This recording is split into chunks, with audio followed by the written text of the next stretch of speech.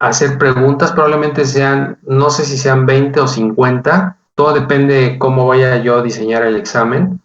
De hecho, el examen lo vamos a hacer en la misma plataforma de la que estamos trabajando. Va a ser algo similar a las tareas, a las dos últimas tareas, bueno, a no, no la última, porque la última fue la revisión, obviamente, de un tema, pero sí de los casos clínicos. Les voy a hacer algunas preguntas en relación a conceptos de alergia. A lo mejor les pongo algún caso clínico y les pregunto sobre el caso clínico y ustedes van a contestar de manera literal, ¿sí? Con el fin de que demuestren en la contestación que efectivamente estudiaron. Por decir, si hay un caso clínico en donde yo les llegue a preguntar, este paciente, a la hora de explorarlo, ¿qué estigmas alérgicos buscamos en él, por decir? Entonces, si tenemos en rinitis alérgica 4 o 5 estigmas alérgicos o más, pues les voy a poner entre paréntesis, adelantito de la pregunta, las, el número de opciones correctas que ustedes tienen que reportar en su respuesta. Entonces habrá respuestas completas que incluso hasta pongan más estigmas, no hay ningún problema, pero mínimo, por ejemplo, si les pido 3, deben de estar ahí 3 estigmas alérgicos contenidos en su respuesta. Obviamente, si me ponen 1 o 2, pues entonces la respuesta es incorrecta. Valoro la respuesta si está incorrecta, si tiene una aproximación para poderles poner medio punto a su respuesta. Pero si definitivamente no hay ninguna conexión entre la pregunta y la respuesta, pues obviamente se da por mala. Así va a ser, por lo tanto, yo lo que quiero es que cada quien no se ayuden entre ustedes, sino cada quien, de acuerdo a lo que he estudiado, vaya contestando las preguntas que se le van a ir haciendo conforme va avanzando el texto. Entonces así lo vamos a hacer y después de que hagamos el examen, vamos a comentar las respuestas para que no haya dudas de lo que pregunté. Obviamente les voy a poner un tiempo, depende qué tan sencillo o qué tan complejo sea el examen, para que les dé un tiempo razonable para que puedan contestarlo.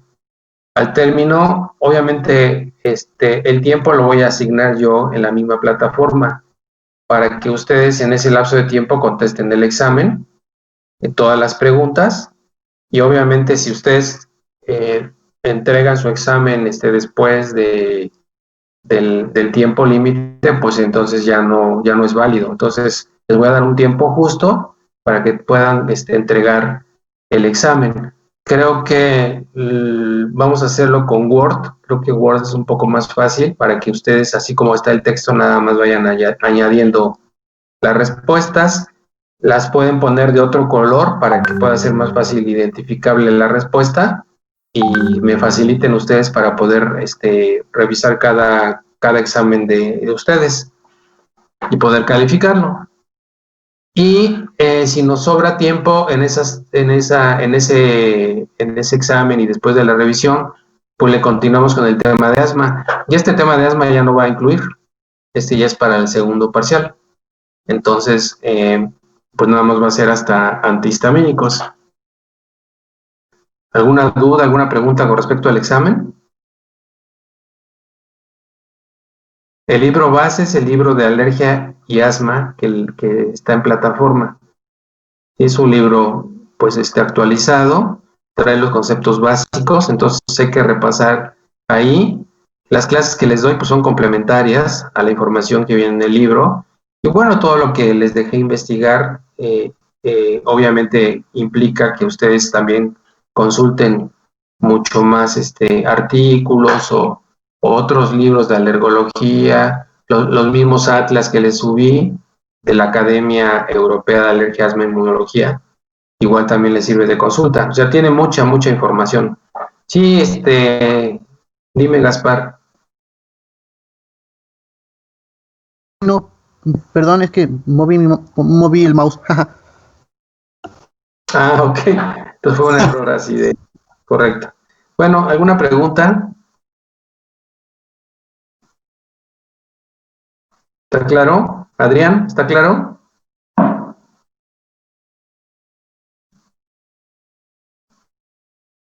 Sí, doctor.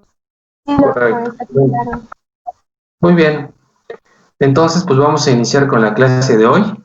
Y pues es un tema fundamental. De hecho, de todas las patologías alergológicas que son bien prevalentes, ya lo vimos, ya lo revisamos, la incidencia de estas enfermedades, más en edad pediátrica, que es cuando el paciente debuta con estas enfermedades alérgicas.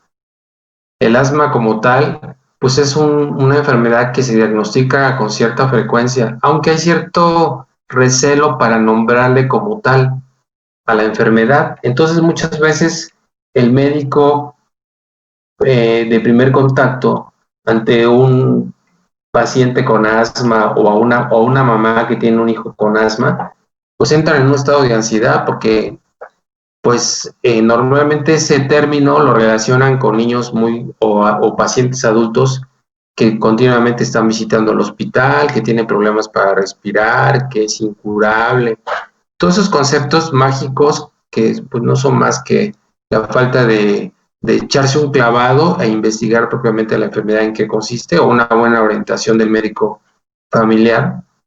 Sin embargo, a veces pues se prefiere ponerles bronquitis crónica, bronquitis obliterante, hiperreactores bronquiales, ¿sí? Bronquitis asmatiforme. Entonces, un sinnúmero de adjetivos a la enfermedad que finalmente evaden el que les diga a uno que tiene asma el paciente.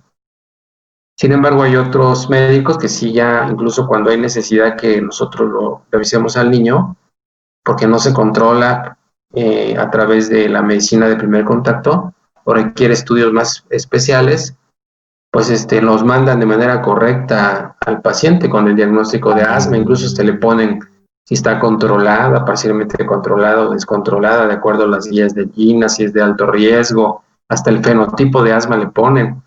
Entonces, estos nuevos conceptos de los que les estoy refiriendo vienen en la guía, en el GINA. Seguramente han oído hablar de la guía de la Iniciativa Global para el Manejo del Asma, GINA, GINA. ¿Alguien lo ha leído? Los que ya recibieron clase de pediatría o de neumo. Sí, Doc, en pediatría utilizamos esta. Exacto, perfecto. ¿Y así en breve, qué importancia tiene el GINA, Mayra?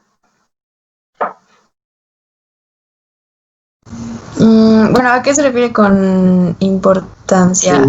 Sí, viene siendo una guía madre. Bueno, ajá. Eso, perfecto. Para el diagnóstico y el tratamiento del asma. Exactamente. Bueno, se supone que es como el estándar de oro para ello. Correcto, muy bien, Mayra. Bueno, entonces, ¿saben ustedes etimológicamente qué significa asma?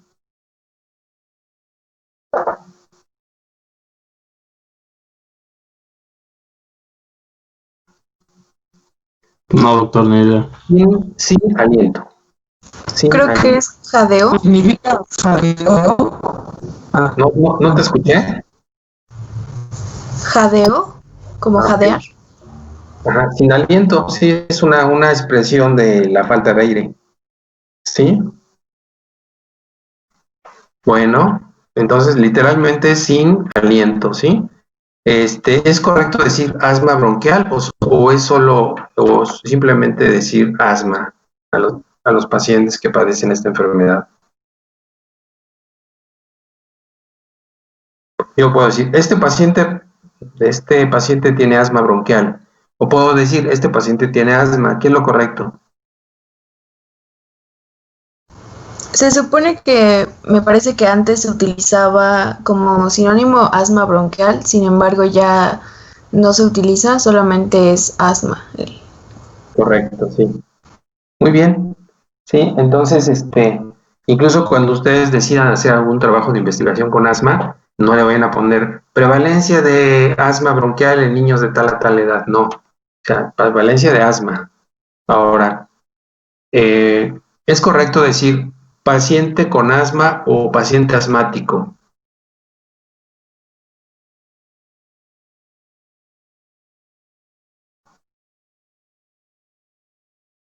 Pues supongo que ambas, ¿no? Pero se escucha mejor paciente asmático. Ajá, se escucha mejor. Pero, ¿qué puedes decir? ¿Paciente con SIDA o paciente sidoso? Pues con SIDA. Exacto. Sí, entonces hay que cuidar también esos términos, ¿no? A veces pareciera para nosotros que no son peyorativos, pero sí, muchas veces tienen cierto grado pues de segregación, ¿no? Ese es un niño asmático, o sea, como que ya estás poniéndole ahí una cruz, ¿no? Y estás relegándolo. Entonces simplemente es un paciente, es un niño que padece de asma. Es mucho mejor que decirle es un niño asmático, ¿sí? Son cosas así muy básicas que es importante aclararlas.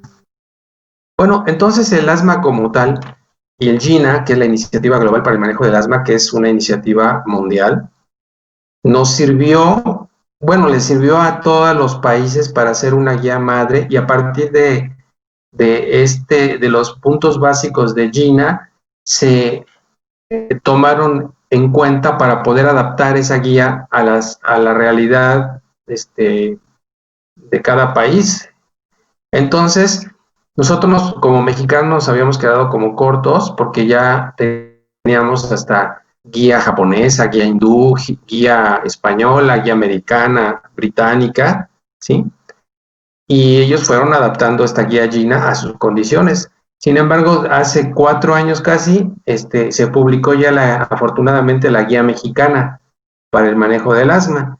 Y vamos a revisar precisamente la guía mexicana porque trae tanto la definición como la fisiopatogenia, los signos y síntomas principales, cómo evaluar a los pacientes, cómo hacer diagnóstico y el manejo. Entonces, básicamente vamos a tomar como referencia esta guía para poder explicar en qué consiste la enfermedad.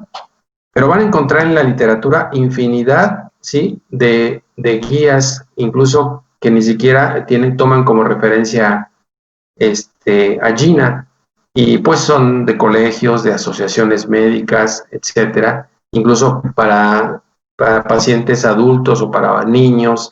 Entonces toman en cuenta que, bueno, cada una aporta sus datos importantes y, bueno, siempre hay que revisarlas cuando tenga uno la oportunidad de revisarlas.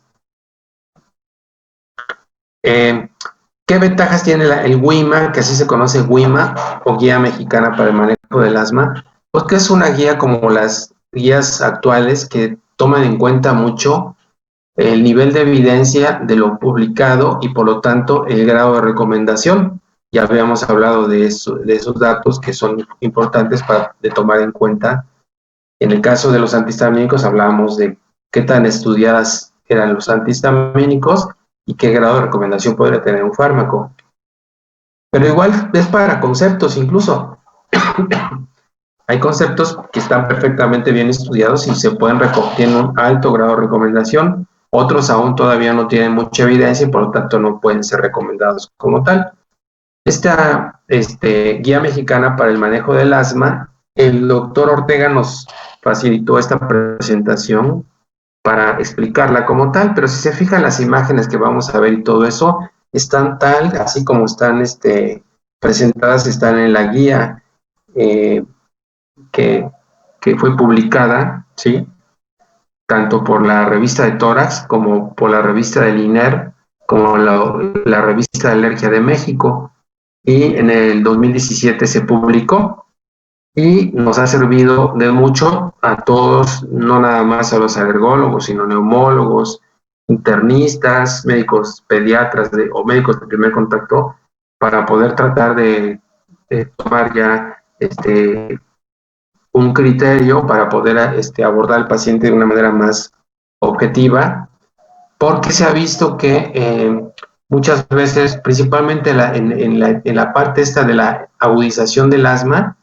¿sí?, que es cuando el paciente se descompensa y presenta una crisis de asma, pues a veces cada quien, de acuerdo a su experiencia, ¿sí?, o al hospital en que esté, pues ya tienen unas técnicas para poder sacar de la crisis a un paciente.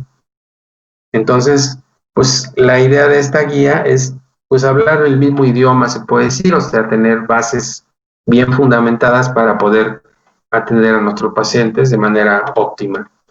Obviamente fueron 4 líderes neumólogos, 4 alergólogos y colaboraron muchos médicos para poder desarrollar esta. Fue con todas las técnicas adecuadas desde el punto de vista de investigación, ¿sí? Se utilizaron unas guías para revisar precisamente la calidad de las guías madre que servirían precisamente para poder servir como base para poder desarrollar la guía mexicana.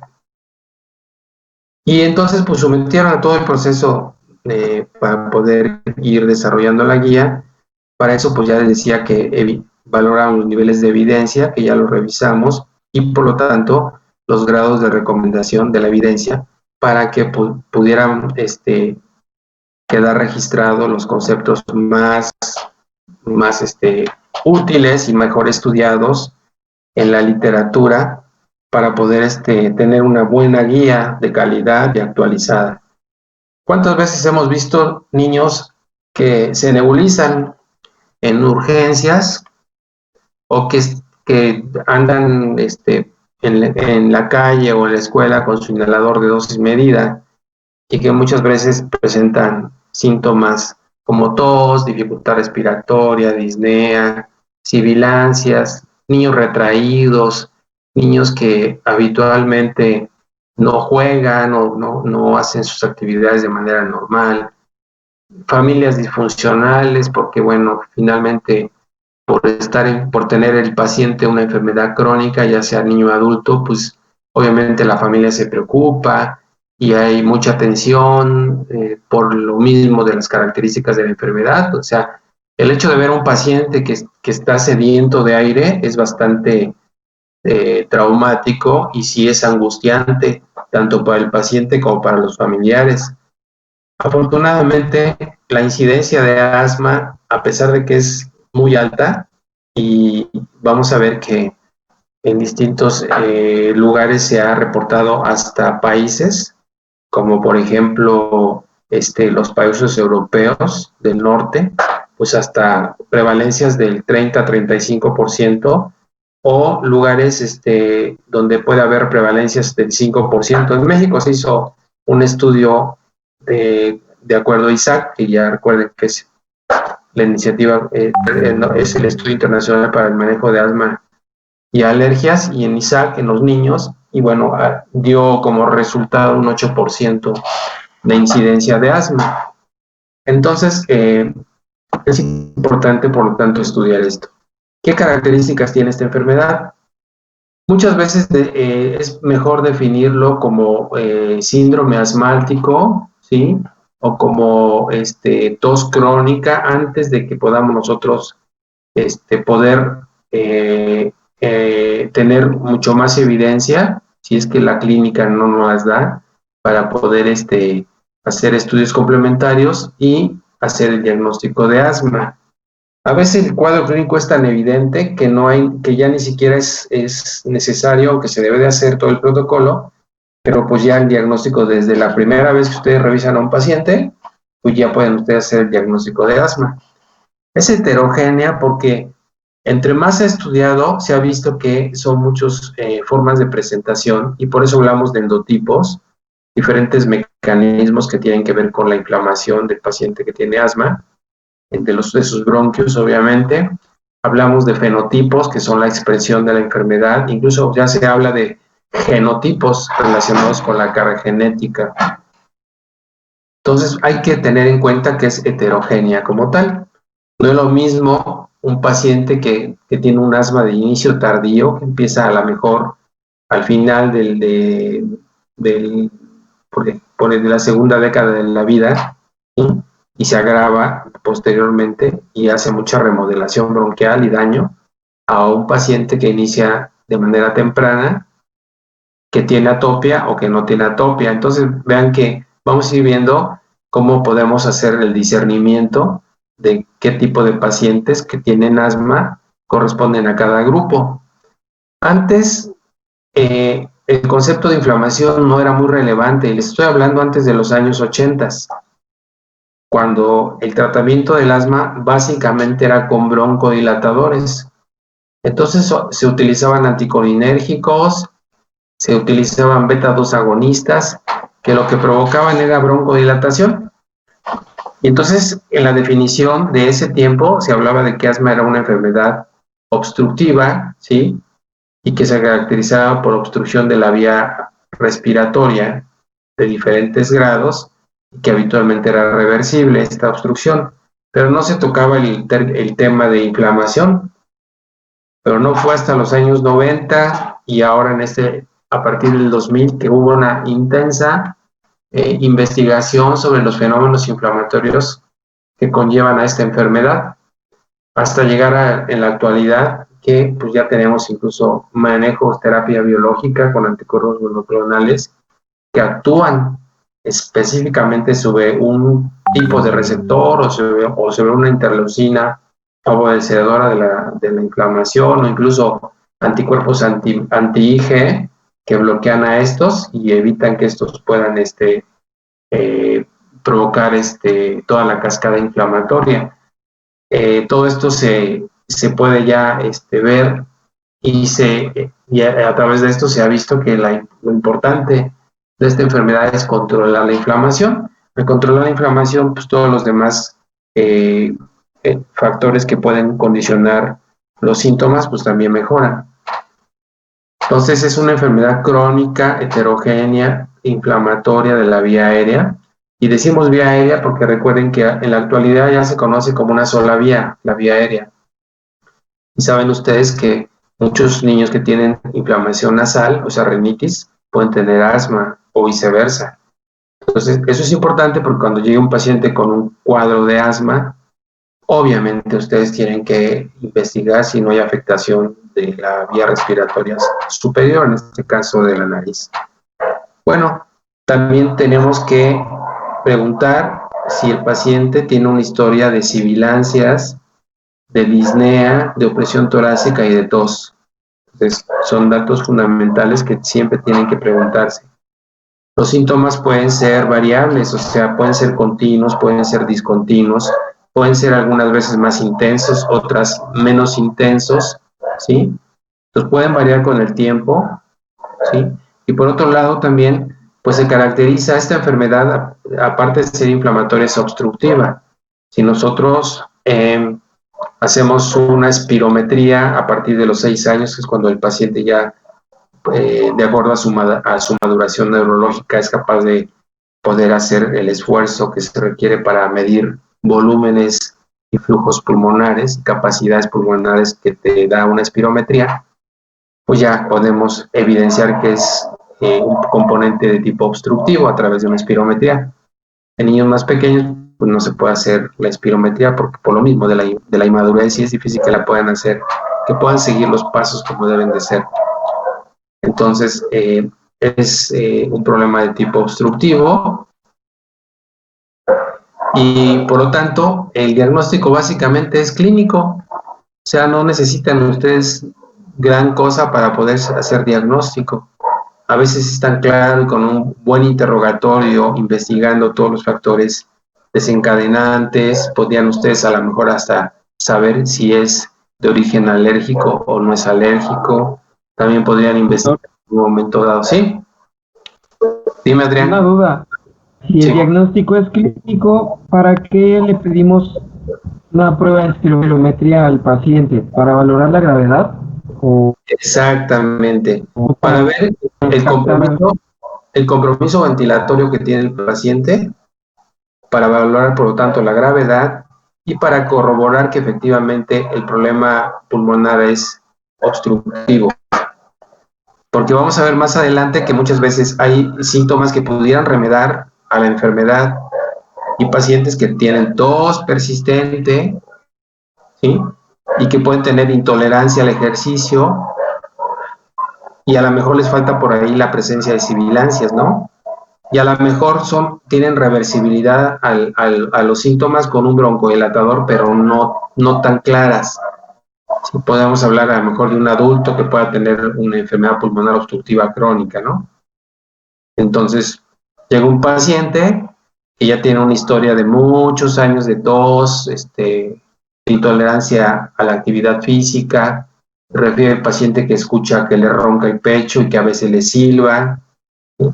Que le han estado dando salbutamol y que el paciente mejora, pero no del todo. Entonces, y que además tiene antecedente de tabaquismo. O sea, si con los datos que les acabo de mencionar, podría ser asma o podría ser EPOC.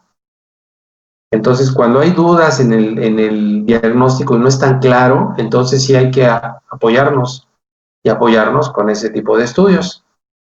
Me podrían preguntar a ustedes, bueno, y entonces podríamos hacer una placa de tórax. ¿Creen que la placa de tórax sea útil? ¿Cuáles son los hallazgos que encontrarían ustedes en un paciente que tiene asma en la imagen radiológica? Pues la inflamación. Ah, bueno, adelante. Daniel. A ver, Daniel.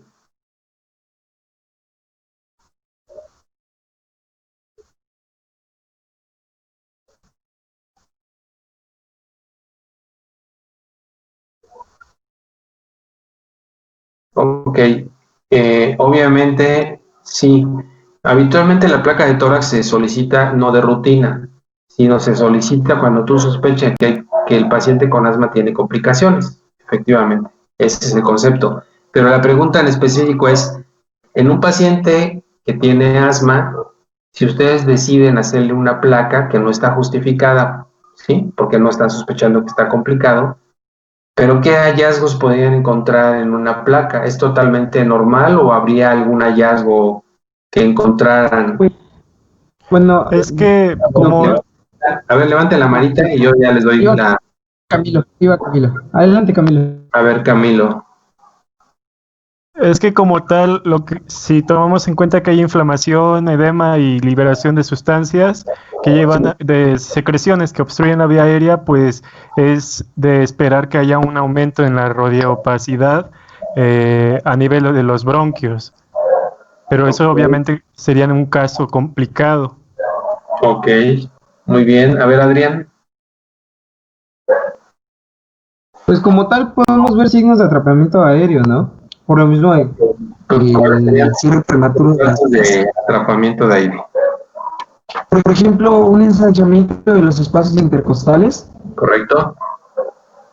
Tengo entendido que también es un descenso de los diafragmas ¿Correcto? y va a haber una hipertransparencia pulmonar por lo mismo de que hay en exceso de Muy aire. bien. ¿Y el corazón cómo se ve? Pues se puede ver reducido en cuanto al...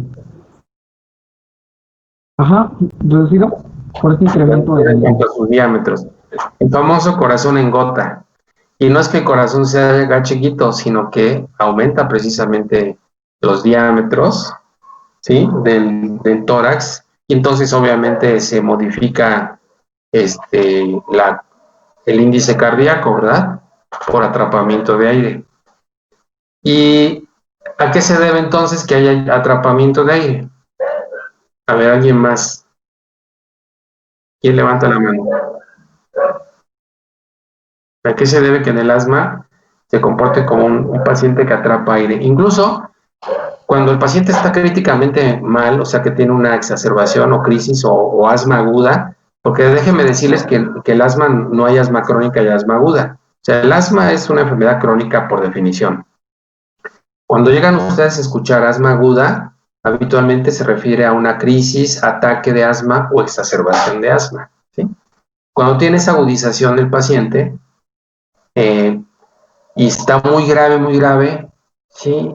Habitualmente los médicos intensivistas no quieren intubarlos porque puede haber mucho barotrauma y a veces hay rupturas alveolares, puede haber neumotórax y esa situación hace que incluso ya cuando el paciente esté mejor y quiera destetarse del ventilador, cuesta mucho retirarlos por ese atrapamiento de aire. Entonces, a ver, vamos a ver con Diana. ¿Qué pasa ahí en el atrapamiento de aire? Pues es que como tal la enfermedad es la inflamación es a causa de la inflamación de los bronquios, entonces esta inflamación no permite la salida del aire de manera normal y esto pues es la causa del atrapamiento de aire. ¿Correcto? Mayra. Pues sí, es básicamente la dinámica de precisamente los patrones obstructivos, en donde se menciona que el aire sí ingresa, pero al haber una obstrucción no permite la salida. Correcto. Entonces, por eso el aire se queda dentro. O sea, el aire sí ingresa, pero no sale. Exacto. Adrián. Sí, doctor. Hablando un poquito de fisiología, y de hecho es lo que evalúa la espirometría con lo que es el volumen expiratorio forzado en el primer segundo. Sí. Cuando nosotros realizamos una expiración forzada, el 80% del aire que ingresa en una inspiración forzada también, que es lo que se conoce como capacidad vital forzada, sí. El 80% del aire debe salir. Ahora, ¿por qué sale ese 80% en el primer segundo, que es el FEP1?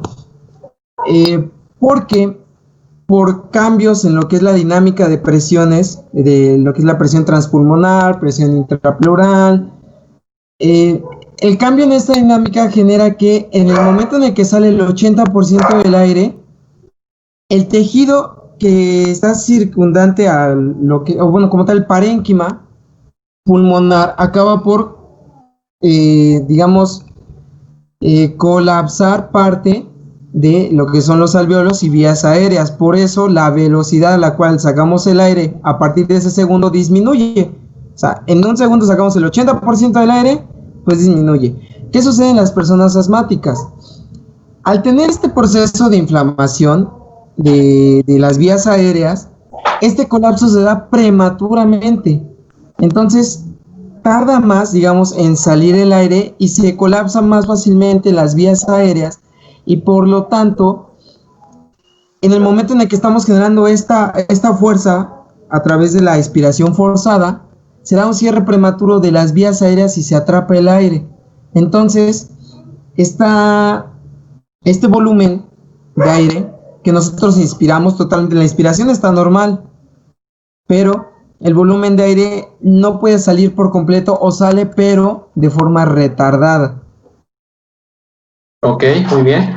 A ver, entonces, si un paciente, ¿qué les orientaría que un paciente tiene más compromiso ventilatorio, que tiene una agudización en asma?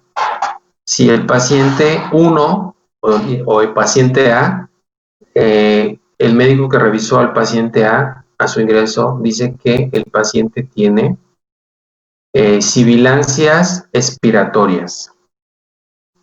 El paciente B o paciente 2, que es otro paciente diferente, que también llegó a urgencias, el médico que lo valoró dice, el paciente trae sibilancias inspiratorias y expiratorias. ¿Qué paciente estaría más grave o más comprometida su ventilación? El paciente con sibilancias en ambos, tanto en inspiración como en expiración. Correctísimo. Ahí estamos hablando de que tanto en la entrada del aire, lo normal en el asma, bueno, no lo normal, no sabría cómo decirlo correctamente, pero lo que sucede en el asma temprano por la inflamación, pues es el colapso prematuro de estas vías, pero en la expiración, cuando ya se está manifestando estas sibilancias en inspiración, significa que ya hay un compromiso más grave de la vía aérea, por lo tanto se generan estos ruidos. Sí, recuerden que, por ejemplo, en el ciclo ventilatorio o respiratorio, más bien ventilatorio, nosotros necesitamos, ¿cuál requeriría un mayor esfuerzo para poder ingresar o exhalar? Inhalar o exhalar. ¿Qué requiere un mayor trabajo muscular? Inhalar el aire. La inhalación, exacto. Por lo tanto, habitualmente el paciente que tiene reducida su vía aérea, pues obviamente sí tiene broncoespasmo, está inflamada esa vía aérea, la luz es cortita, y entonces, pero pues hace la inspiración, sí, abate sus diafragmas, sí, hace los músculos intercostales, favorecen obviamente que el paciente amplíe su tórax e ingrese el aire. A la hora que exhala el paciente, casi es pasivo, o sea, el paciente relaja su diafragma, ¿sí?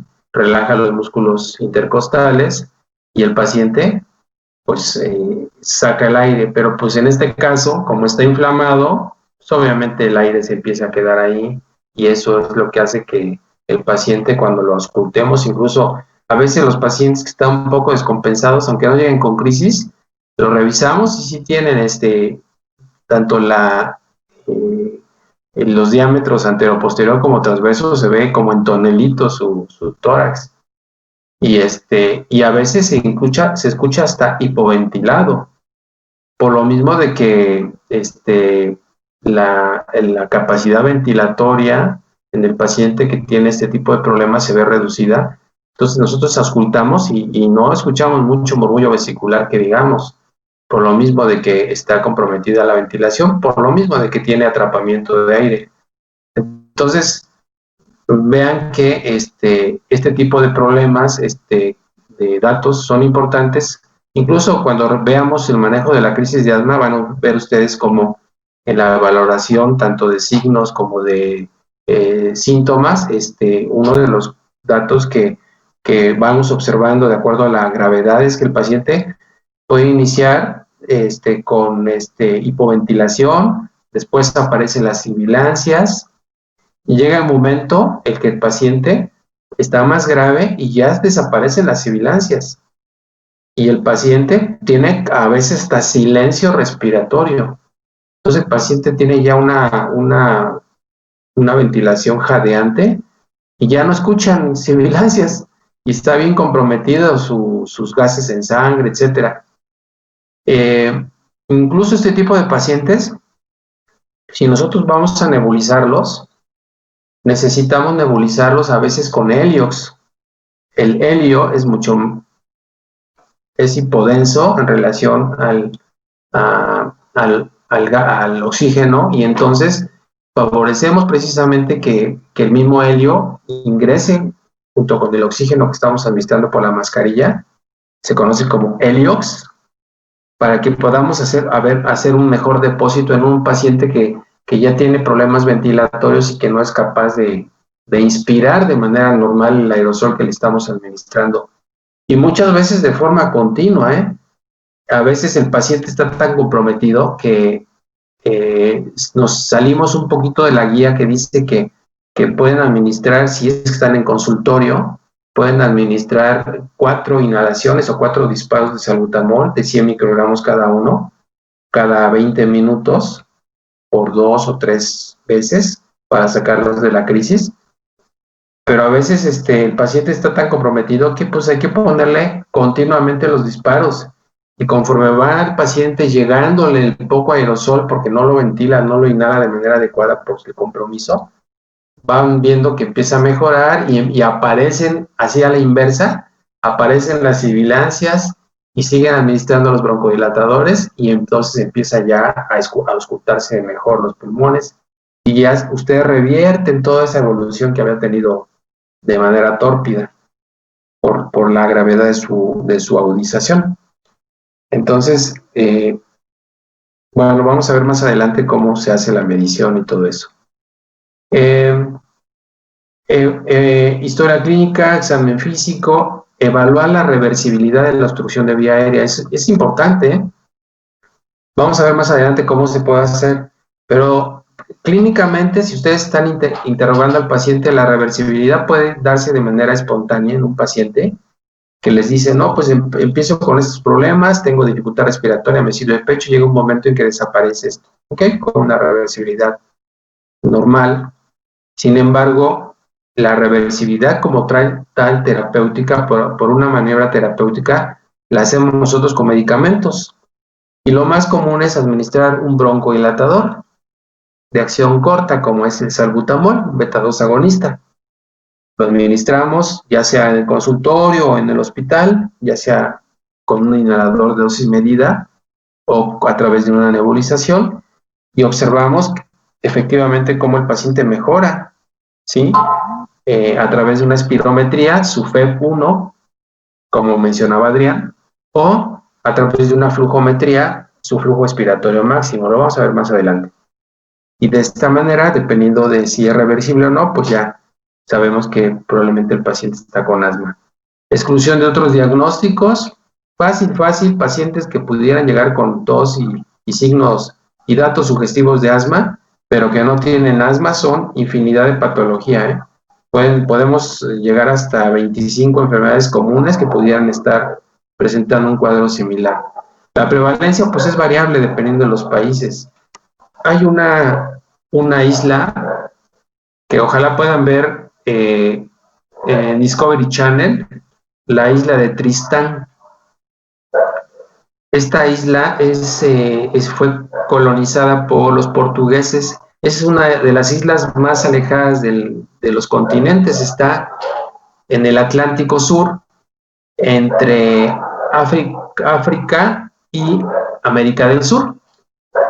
Y bueno, a esa isla llegaron los colonizadores, unas cuantas familias, y pues ahí se quedaron, ¿sí? Y pues prácticamente como ermitaños.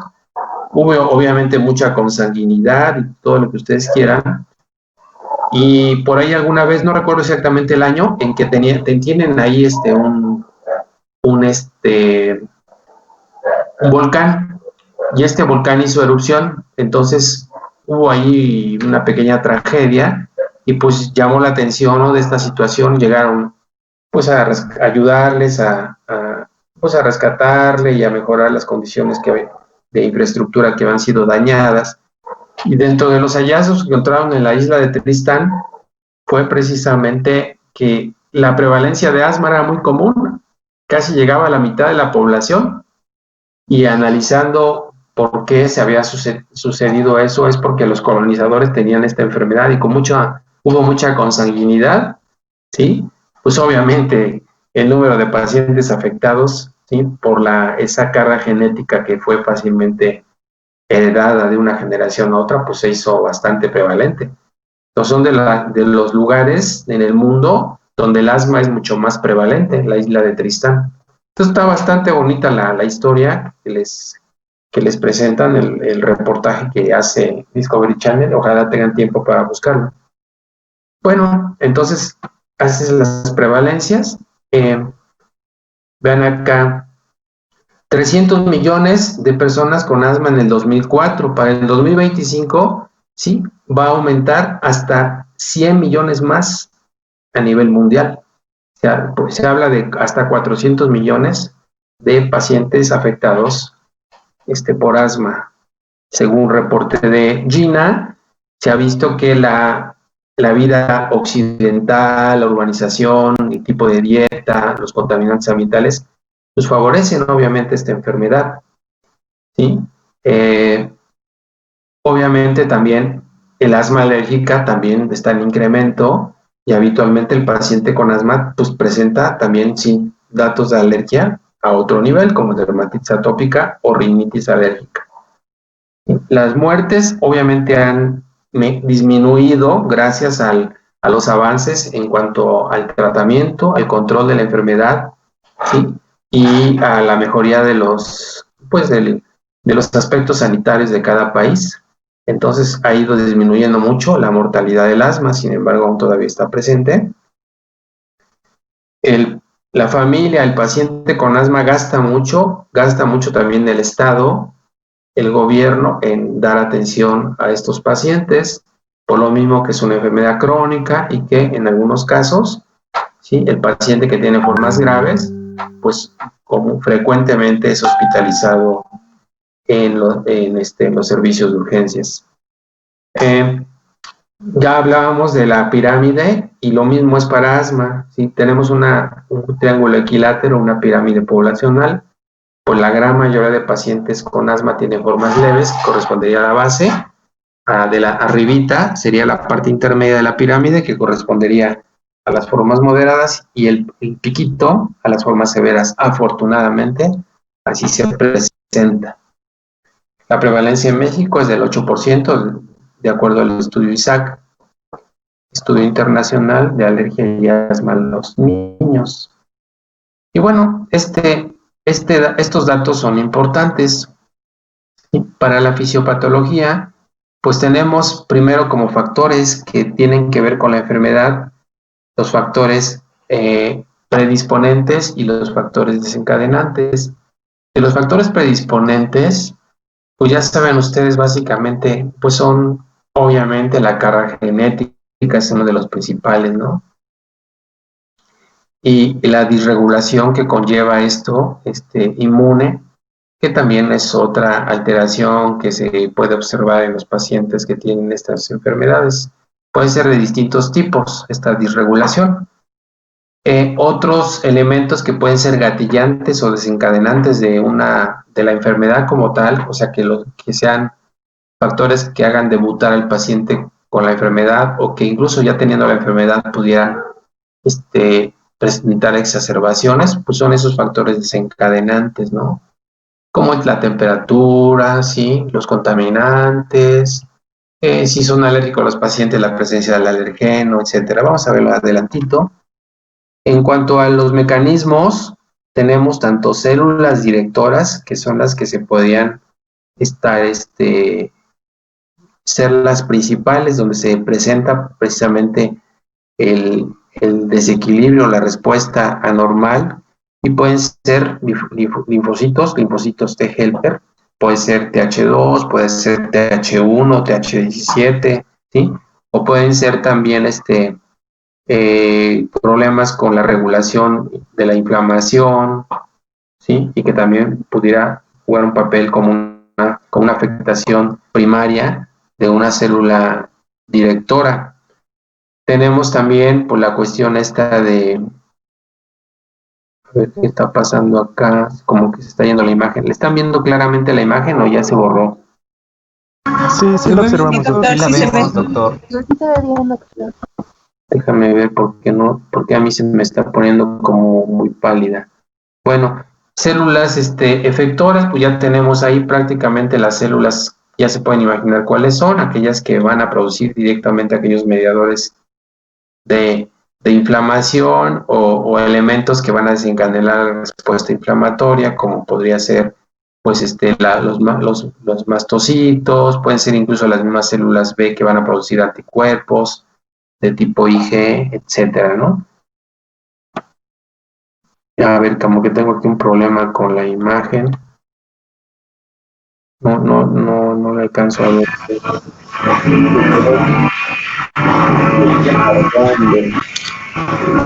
¿Sí la ven clara ustedes? Sí, ya se ve bien. Ok, ya apareció. Y con un circulito como de cargando. Cargando, pero ya se desapareció, ¿no? Correcto. Sí, porque ese circulito es el que no me permitía ver bien. Bueno, entonces, ¿cuáles son los exacerbantes que decíamos para que un paciente con asma presente una agudización o crisis? Pues el frío es bien conocido, ¿no? El paciente con asma pues, le tiene un pavor al frío porque sabe que si se descuida tantito, con eso es suficiente, ¿no? El frío ambiental que inhala al salir por las mañanas, a veces hasta dicen los papás, es que doctor, no le puedo dar una paleta de hielo porque es suficiente para que el niño empiece con problemas de tos y le sirve el pecho. Igual. La contaminación, ¿sí? El ejercicio, la exposición a humos, obviamente la exposición a los alérgenos y si el problema es de tipo alérgico, mediado por IG, el estrés también puede ser causante de una crisis. Y algo muy común que se ve ahorita precisamente en esta época del año y que es una de las causas primordiales de las exacerbaciones de asma. Vamos a ver que hay dos tipos de exacerbaciones o crisis de asma, la tipo 1 y la 2. La 1 habitualmente se relaciona con un proceso de inflamación paulatino asociado a un proceso infeccioso y que obviamente cuando el paciente llega a urgencia ya tiene el antecedente de 1 o 2 días ya mal, empezó a lo mejor hace 3 días con tos diurna, al día siguiente ya tiene tos nocturna, al día siguiente ya tiene tos y sibilancias y falta de aire, y que habitualmente el paciente tiene un cuadro gripal, un proceso de tipo viral. Eso es muy común y habitualmente los pacientes que llegan a urgencias son de ese tipo. La tipo 2 es más aguda, habitualmente se da en los pacientes que tienen asma y que se exponen alérgica y que se exponen al alergeno o al frío, por decir. Entonces el niño está bien, perfectamente bien, y resulta que en la mañana lo llevan a la escuela y estuvo haciendo mucho frío, estaba helando, y el niño al llegar a la escuela empieza a toser. Entonces el niño ya sabe que se debe de administrar el salbutamol, se da las inhalaciones y asunto arreglado, desaparece el problema. O el paciente que va a un lugar y se expone al alergeno, a una mascota, etcétera, y pues empieza a sentirse mal, se retira del lugar, se da las inhalaciones con salbutamol y se corta la enfermedad. Es muy aguda y habitualmente responde muy bien al tratamiento. La otra no, la tipo 1, esa como se va instalando paulatinamente, pues ya los elementos que participan en la respuesta inflamatoria ya veamos que ya llegan en fase tardía, y estos pacientes, aparte de nebulizarlos y a lo mejor requerir 2, 3 sesiones de nebulización para poder darlos de alta, pues los tenemos que dar de alta ya con corticoide para sacarlos de ese tipo de crisis y que no recaigan. Entonces es algo muy común que se da en esta época, los procesos de infecciosos de tipo viral que pueden condicionar una crisis de asma. Entonces, ya decíamos, hay formas de presentación del asma, mecanismos diferentes y cargas genéticas diferentes, y eso puede hacer que tengamos pacientes con asmas alérgicas, no alérgicas, donde los eosinófilos predominen, los neutrófilos, al contrario, sean los que predominantes, ¿sí? Que pueden iniciar la enfermedad muy tempranamente en la vida o que sea de inicio tardío. Entonces, vean que el asma alérgica como tal tiene estos dos componentes, ¿sí? Es algo especial en esta enfermedad, ¿sí? El asma alérgica, pues, se considera un asma con mecanismos de hipersensibilidad. Aquí la diferencia es que el asma alérgica puede ser exclusivamente mediada por IgE o puede ser mediada por otro tipo de linfocitos T helper. Recuerden que cuando es IgE, pues básicamente la respuesta TH2 ya lo veíamos en nuestra clase de rinitis alérgica, donde clásicamente la respuesta es TH2, producción de IgE específica y todo el mecanismo que ya saben. Pero en el caso del asma, se han encontrado que también pueden estar participando los linfocitos T helper 1 y TH17, y estos provocan inflamación, ¿sí? Y bueno, aquí no tenemos elevación de la IgE. Vamos a ver en la siguiente diapositiva, donde explicamos precisamente en qué consiste esta respuesta inflamatoria. Vean, sí. Una duda, esto va en relación con lo de los endotipos, ¿no? Endotipos, bueno, exactamente. Es que únicamente encontré dos endotipos como sí. tal, el de IgE elevada, Sí. Lo clasificaban como eosinofílico y no eosinofílico. Correcto. Pero bueno, una compañía me comentaba que también hay un mixto.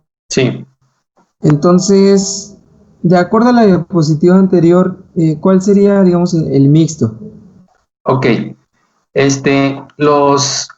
Si te fijas y haces una revisión de los endotipos, cada vez se van buscando más, van apareciendo entre más investigación se hace, ¿sí? Formas que no entran específicamente dentro de los dos grupos clásicos, ¿no? De los eosinofílicos y no eosinofílicos. Sin embargo, para la guía UIMA, para no confundirlos, vamos a revisar los más comunes, ¿sí? Y de los más comunes, aquí los tenemos precisamente, lo pueden ustedes ver. Olvídense de lo que está hasta abajo y de la flechita que va dirigida y dice broncoespasmo. Y vamos a enfocarnos a la parte izquierda de su diapositiva, donde dice que tenemos los siguientes mecanismos de inflamación en el asma. Tenemos la que ustedes ya conocen y que hemos repasado continuamente, donde los linfocitos TH2 o T helper 2, CD4, ¿sí? A través de interleucina 4, interleucina 9, que van a provocar, ya saben todo el mecanismo, ¿sí? Activación de las B para que produzcan IgE. Y por otro lado, ¿sí? La inmunoglobulina de tipo IgE, ¿sí? Recuerden que también se produce en la respuesta TH2 también activación de los eosinófilos. Por eso es que a través de esta vía que ya conocemos y que hemos repasado mucho, tenemos IgE elevada con eosinofilia y ambos elementos, la IgE y los eosinófilos, a través de la liberación de sus mediadores de la inflamación, principalmente proteínas, enzimas que causan inflamación como cateónico-eosinofílicas, peroxidasas, básica mayor, óxido nítrico, factor activador de plaquetas, leucotrienos, tromboxanos, etcétera, provocan inflamación. Esto es lo que hemos estado revisando en rinitis y este mecanismo, así tal como se lo estoy platicando, se da en el caso del paciente que tiene una asma eosinofílica mediada por IgE. Ahora, tenemos un asma eosinofílica no mediada por IgE. Aquí, ¿qué pasa? También factores ambientales, ¿sí? Pueden estimular a las células innata linfoides tipo 2, ¿sí? Y LC2, ¿sí? Algunas células NK que van a producir interleucina 5 e interleucina 13. Y bueno, se van a activar mastocitos, basófilos, interleucina 5. Y bueno, la interleucina 5 ya saben que estimula a los eosinófilos y estos pacientes pueden tener eosinofilia, tener obviamente inflamación eosinofílica, pero cuando nosotros estudiamos si están sensibilizados, si la IgE tiene que ver mucho con la fisiopatogenia de la enfermedad, pues no, solamente detectamos que tienen eosinofilia y entrarían también este grupo dentro del asma, ¿sí? Eosinofílica. El otro grupo que habitualmente se da ya no en sujetos jóvenes ni en niños, sino se da ya más en adultos, es el asma neutrofílica. Aquí participan otras células innata linfoides. Estas células innata linfoides no tienen mucho, que se descubrieron, y tienen una morfología parecida a los linfocitos, sin embargo, carecen de la capacidad de ser células de memoria, no pertenecen a la inmunidad adaptativa, sino a la inmunidad innata. Cuando esta célula innata linfoide se activa, da una respuesta TH1. Y recuerden que los linfocitos TH1 pues van a tener un patrón de citocinas muy característicos, ¿sí? Que el más importante es interferón gamma. Aparte se produce IL-2, 3 y 22. Entonces se produce interferón gamma en grandes cantidades, se activa macrófagos. También se produce interferón gamma, produce factor de crecimiento de granulocitos monocitos, que a su vez este factor de crecimiento de granulocitos monocitos favorece la activación de los neutrófilos. Y entonces hay un infiltrado neutrofílico en los tejidos, en el árbol bronquial, ¿sí? Y los neutrófilos ya saben ustedes que pues actúan también generando mediadores de la inflamación, especies reactivas de oxígeno, ¿sí? Peróxidos, hidróxidos, radicales de oxígeno, prostaglandinas, interleucina 1B, TNF-alfa, y estos causan inflamación. Y también otro mecanismo de asma neutrofílica es a través de los linfocitos TH17 que producen interleucina 17. Estos son activados a través de las células innata linfoides tipo 3. También participan, como pueden ver, IL-2, 3 y 22, y IL-8 y leucotrieno B4, que favorecen obviamente la activación de neutrófilos y obviamente los mismos mediadores de inflamación que van a provocar un daño, un proceso inflamatorio a nivel del árbol bronquial. ¿Qué causa más daño o causa más remodelación en la vía respiratoria? Pues obviamente las formas neutrofílicas tienen un pronóstico obviamente más sombrío por la remodelación que causan y el daño a nivel de los tejidos que en el caso de las otras formas. Entonces, con eso explicamos básicamente las dos formas de presentación, ¿sí?, del asma en relación a su fisiopatología, ¿sí? El asma eosinofílica y la neutrofílica. Ahora hasta abajo pueden ustedes observar que tenemos diferentes sustancias, diferentes citocinas que pueden obviamente ser liberadas cuando tenemos una gran cantidad de elementos que pueden activar las especies reactivas de oxígeno, ¿sí?, y que pueden generar inflamación a nivel de los tejidos. Acuérdense que la linfoproteína del estroma tímico y la IL-25 pues pueden provocar una agudización de la enfermedad, ¿sí? Procesos en donde se estimula la liberación de acetilcolina también nos pueden provocar broncoespasmo, ¿sí? Elementos irritantes de las vías respiratorias que estimulan también algunos neurotransmisores a nivel del sistema noradrenérgico nocolinérgico, también puede provocar broncoespasmo. El estrés también, ¿sí? Puede generar broncoespasmo y una agudización. Aquí lo podemos ver, ¿sí? ¿Cuáles serían los factores desencadenantes, ¿sí?, en los pacientes?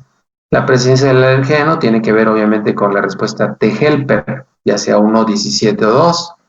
Los procesos infecciosos activan directamente a las células linfoides. Los contaminantes pues favorecen la activación del factor nuclear Kb y las especies reactivas de oxígeno. Irritantes de la mucosa causan aumento del tono colinérgico. Aldehídos, frío, dolor, pues también estimulan, les digo, neurotransmisores. Estrés agudo causan un problema de secreción de catecolaminas, estimulación del eje hipotálamo hipófisis suprarrenal, aumento de cortisol, disfunción de los niveles y pues pueden desencadenar una agudización de la enfermedad. Entonces vean que la importancia del componente inflamatorio en el asma, ¿sí? Hemos hasta el momento no hablado del broncoespasmo, de la contracción del músculo liso bronquial, que también es un componente importante en el asma y principalmente en las agudizaciones.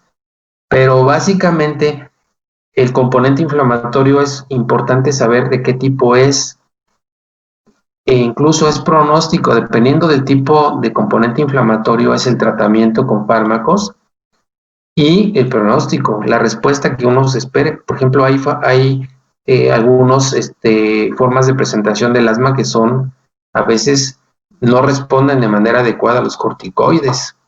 Entonces, eso es importante saberlo, ¿sí? Y por eso es echarse como un clavado en cada paciente y ver más o menos qué tipo de enfermedad tiene. Un problema muy común es en los niños pequeños, que a veces difícilmente podemos hacer diagnóstico de asma. Y preferimos, antes de hacer diagnóstico de asma, catalogarlos como sibilantes precoces o sibilantes persistentes. Ya vamos a llegar ahorita a esa diapositiva donde les voy a explicar en qué consiste. Esta diapositiva habla precisamente del diagnóstico en los niños de 6 años en adelante, adolescentes y adultos. Un paciente no debe tener los 4 datos presentes para decir tiene asma. A lo mejor nada más tiene el paciente tos y disnea, ¿sí? Pero tiene el antecedente de que esto ya viene de manera crónica, que tiene variabilidad en cuanto a la intensidad y habitualmente hay factores desencadenantes muy obvios. Entonces, con que tenga 2 de estos síntomas, más la variabilidad en el tiempo, la intensidad y factores desencadenantes presentes evidenciados en la historia clínica, con esto podemos hacer diagnóstico. Porque muchas veces en el paciente asma, ¿sí?, hay formas clínicas donde predomina más un síntoma que otro. Hay pacientes que nos dicen, pues es que presento tos y siento una opresión en el pecho, así como si tuviera acá algo que no me dejara respirar normal. O hay otros dicen, no, pues lo que pasa es que corro y empiezo a toser y me silba el pecho. Entonces, cada paciente es especial, pero lo que sí debe de cumplir es 2 de estos 4 síntomas para poder decir que el paciente puede tener asma y aunado a la cronicidad de la enfermedad, su variación en el tiempo, ¿sí? Y la evidencia de que hay factores desencadenantes en niños mayores de 6 años. ¿Qué otro dato también es importante? ¿Sí? Que el paciente de esa edad, de 6 años en adelante, tenga antecedentes de atopia, ya sea familiar o personal, ¿sí? Historia familiar, sibilancias generalizadas a la auscultación, ese dato es importante. Y empezamos con los, como tiene 6 años, ya el paciente puede hacer, se le puede hacer una espirometría o se le puede hacer una flujometría. Seguramente ustedes ya han visto espirómetros, pero seguramente no han visto flujómetros. Lo curioso es que pues un flujómetro es mucho más fácil de conseguir, no va más allá de 400 o 500 pesos el flujómetro, es muy útil porque mide la cantidad de aire que exhala un paciente después de una inspiración profunda. De manera súbita el paciente inhala y exhala, o sea, sopla el paciente y el flujómetro les mide en litros por minuto, ¿sí?, la cantidad de aire que saca el paciente de manera forzada. ¿Sí? Les digo yo a los pacientes, van a comprar un aparatito que les va a medir el soplido, así para que entiendan. Entonces, este flujómetro es importante que los pacientes que tengan asma, mayores de 6 años y adolescentes y adultos, lo tengan, porque sirve tanto para hacer diagnóstico, cuando el paciente tiene su flujómetro, ¿sí?, y se administra el salbutamol, van a ver que mejora la flujometría pre-broncodilatación, los valores que hacen antes de inhalar el salbutamol y después post-broncodilatación. Habitualmente mejoran. Si la cifra va más allá del 20%, quiere decir que es una prueba positiva para broncodilatación y eso explicaría que el paciente tiene un componente reversible. El BEF1 o flujo expiratorio, que ve acá, BEF1, volumen expiratorio forzado en el primer segundo, ese es un parámetro importante para ver el grado de obstrucción y eso lo reporta obviamente la espirometría. Vamos a ver ahorita cómo se valoran los resultados de la espirometría, pero estos dos datos son importantes para hacer diagnóstico, ¿sí?, en el paciente de 6 años en adelante. Y bueno, importante es incluso que el paciente pueda estarse midiendo la flujometría todos los días para ver cómo se está comportando. La eosinofilia sin otra explicación, o sea, que no tenga otra causa de eosinofilia muy evidente, también es un dato de asma. Que el paciente también puede llegar con otros síntomas y que realmente no sean asma, o sea, que llegue monosintomático, o sea, que nada más tenga tos, o que la tos sea productiva, ¿sí? O que el paciente, pues, aunque tenga el síntoma aparente, ustedes a veces que lo han revisado, pues no le encuentran ningún dato de que pudiera tener problemas de asma, a la auscultación, etcétera. Alteraciones de la voz asociadas, ¿sí? Tos y a la vez sibilancias asociados a infecciones respiratorias, fumador, cardiópata, pacientes que tienen problemas neurológicos, ¿sí?, y que pueden también tener síntomas raros, ¿verdad?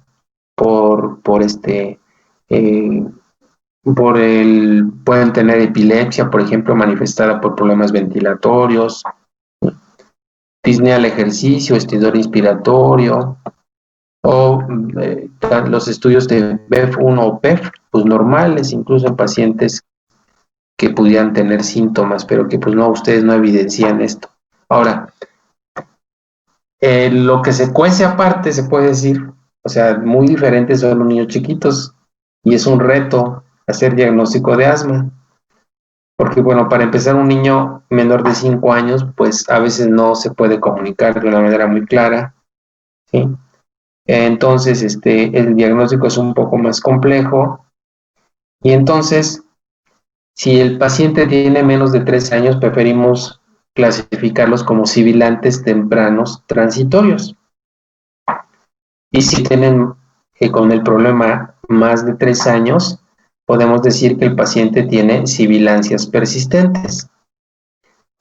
En estos pacientes, tanto los transitorios como los persistentes, podríamos aplicarle nosotros el índice predictivo de asma. ¿Qué importancia tiene este índice? El responderle a la madre de un niño que tiene tos y sibilancias pequeño, que pues ella llega muy angustiada y dice, es que me han dicho que tiene asma el niño, entonces yo pues no estoy muy angustiada. ¿Me puede decir si es algo que se le va a pasar o realmente va a desarrollar un asma?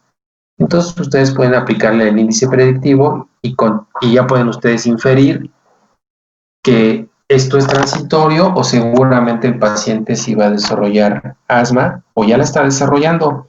Son las primeras manifestaciones de la enfermedad. Entonces vamos a ver cómo se hace esto. Vean, aquí tenemos 3 grupos. El grupo de los verdes, de los amarillos y de los rojos. Aquí está la gráfica arriba.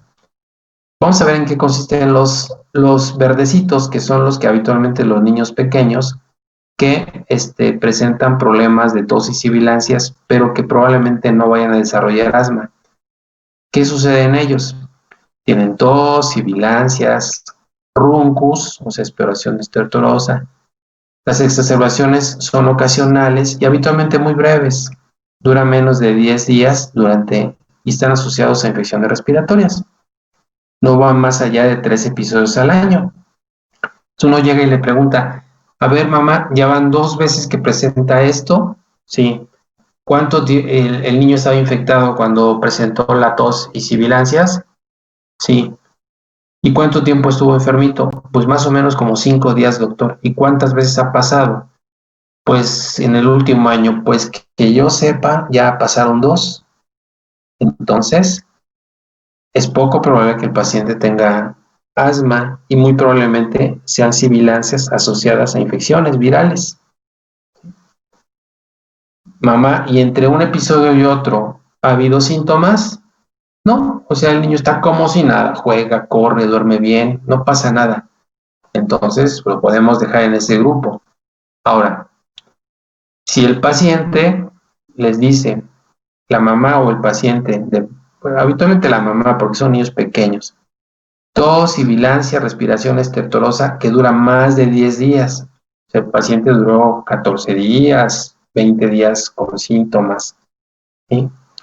Tuvo asociada infección respiratoria, pero el cuadro es 4 o más veces presente al año y ha tenido cuadros incluso que no han mejorado contra tratamiento ambulatorio y ha tenido que ir a urgencias para que lo nebulicen. Hay síntomas nocturnos. ¿Sí? Entonces, y dice la mamá, lleva ya 5 veces en el año, doctor, que presenta eso, y pues sí me ha asustado porque dura mucho tiempo. Una vez de esas 5 la tuve que llevar a urgencias. Bueno, mamá, ¿y entre un cuadro y otro el niño está perfectamente bien o tiene algún dato? No, pues sí, la verdad sí tiene datos porque resulta que el niño ya lo he visto que ya no quiere jugar, se cansa fácilmente, a veces sirve el pecho o cuando corre mucho. Entonces ya como que el paciente sí tiene muchos datos como para sospechar que está desarrollando como tal asma. Esos datos que les acabo de mencionar, aunado a lo que marca aquí en color rosita en la parte de abajo, donde dice que el paciente tiene episodios de tos y sibilancias, ¿sí? Respiración estertorosa, y que el paciente tiene atopia personal o familiar, eso ya les obliga a decirles que posiblemente el paciente ya está en un periodo de desarrollo de la enfermedad. Entonces vean la importancia de saber en ese paciente que tiene tos y sibilancias, para empezar, la duración de los cuadros, qué tan severos son, ¿sí? El estado intercrisis, y finalmente la duración de estos cuadros y el antecedente de atopia personal o familiar. Entonces, si nosotros preguntamos y nos vamos más finos y le empezamos a preguntar a la mamá de este niño pequeño, a ver mamá, y de los síntomas, ¿sí?, que tiene el paciente, ¿estos son más intensos en la noche o cuando corre, se ríe, llora o se expone al humo del cigarro? Sí, doctor, o sea, no puedo ni echar un aromatizante del ambiente porque el niño se pone mal, no lo tolera. O el niño está feliz, está risa y risa y para de reírse y empieza a toser y a veces hasta vomita, ¿no? ¿Sí?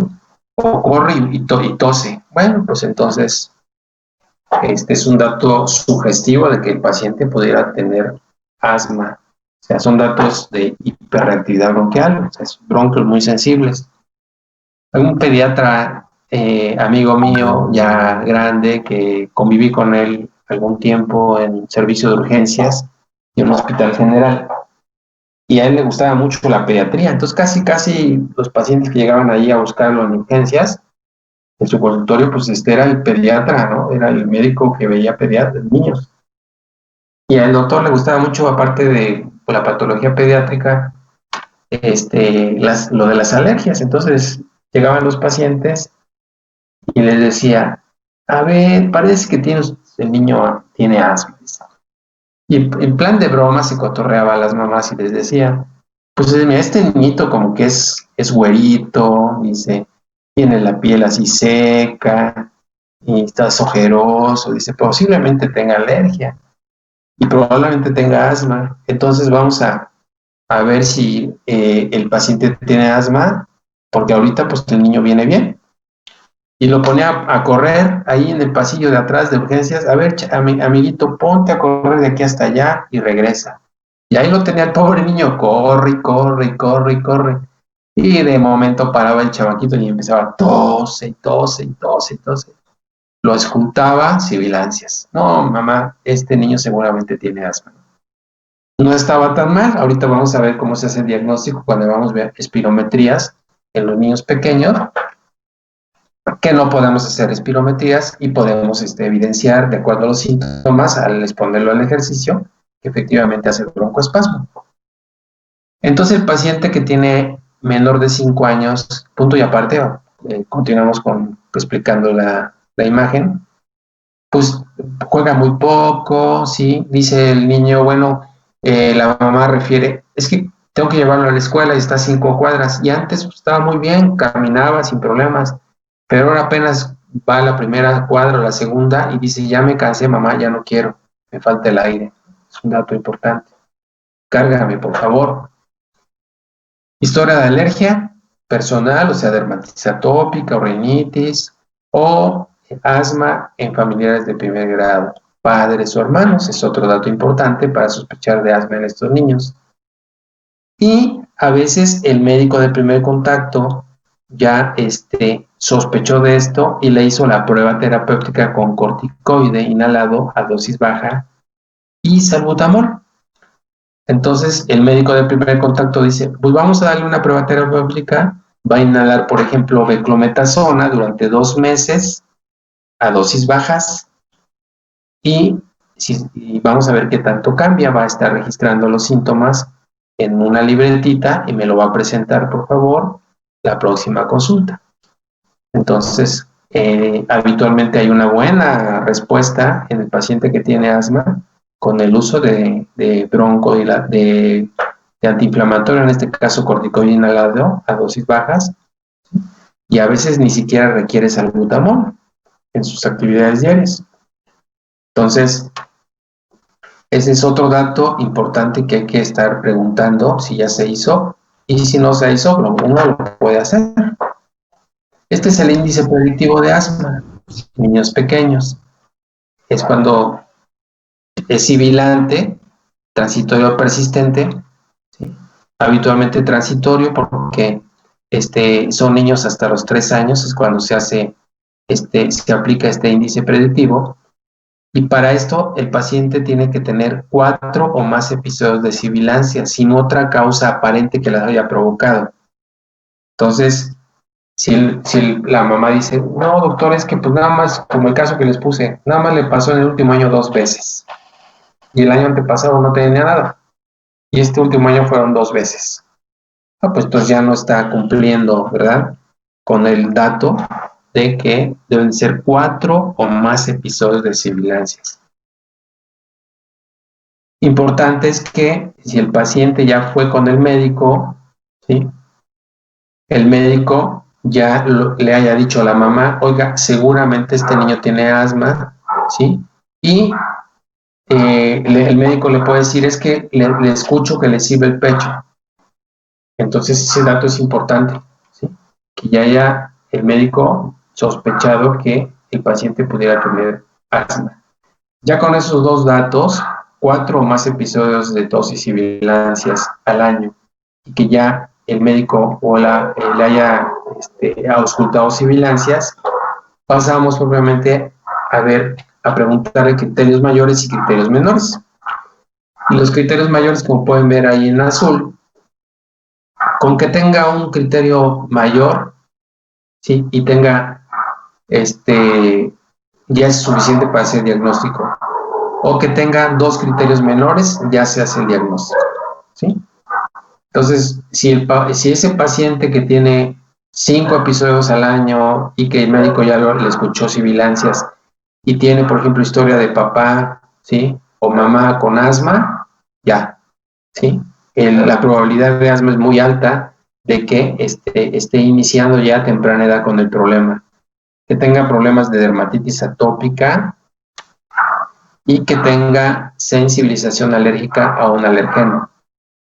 Esto pudiera ser en el caso de que el paciente llegue con algún médico alergólogo que le haga las pruebas de alergia o algún médico de primer contacto que ya, como ustedes, haya estudiado de qué manera podríamos hacer diagnóstico y haya tenido haya